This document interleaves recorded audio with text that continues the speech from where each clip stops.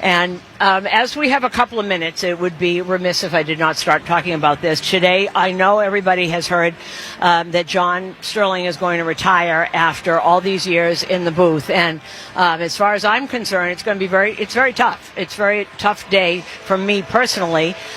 Things won't ever be the same, but there is baseball, and baseball is what continues. I do want the fans to know, and I know they are going to have a ceremony for him on the field and a press conference on Saturday, and he will come up to the booth and we will reminisce about some of the more interesting things that have happened between us. We've been friends now for 37 years or 38 years. I met him in 87. I want everyone to know that this is the only job that John Sterling ever wanted in his whole life. And the fans, I hope everybody appreciates the love and dedication and how much he gave to this. He gave his life to this team. He adores this team. It is the only thing he has ever wanted to do since he was a little boy and used to go to the ballpark with his buddies way back.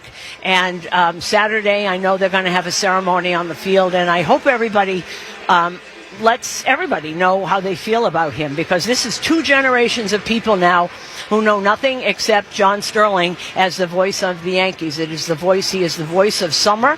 He is the voice of baseball in this town, and he took it really, really seriously. He never cheated anybody on his voice or his feelings or his emotion in all those years. 39 years now, or 38 years.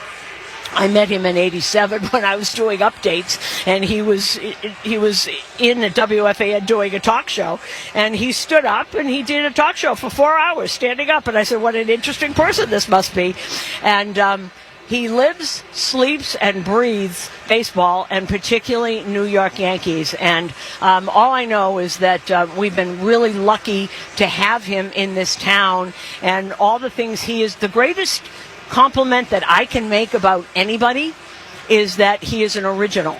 That to me is the greatest compliment of all, because there will never be another, because that's who he is. You can't fake it. You can't bottle it and give it to somebody else. You can't copy him, because it's not real if it comes out of anybody else. And so I hope Saturday, when everybody shows their love, and I hope they do, and I hope John feels it, because trust me, this is the only thing he has ever wanted to do in his entire life, and he got to live his dream, and most of us just don't.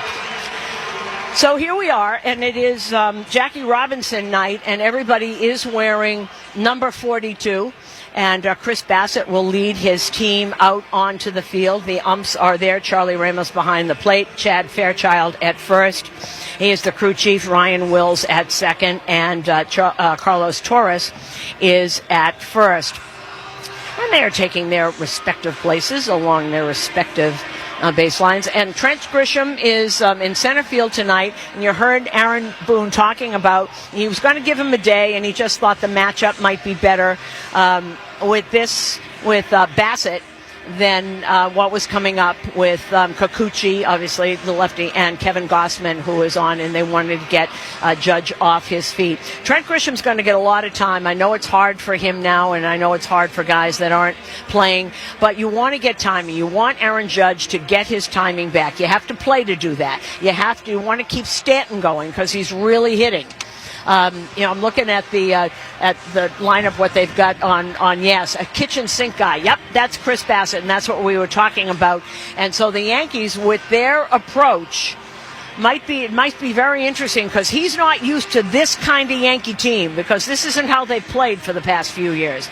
This kind of guy that if you work the count off of him, it's going to be harder for him, because they're not going to swing at pitches that they generally would when they just had an easier kind of approach for the pitcher. So here we go, and we are coming to you from the Provident Bank broadcast booth.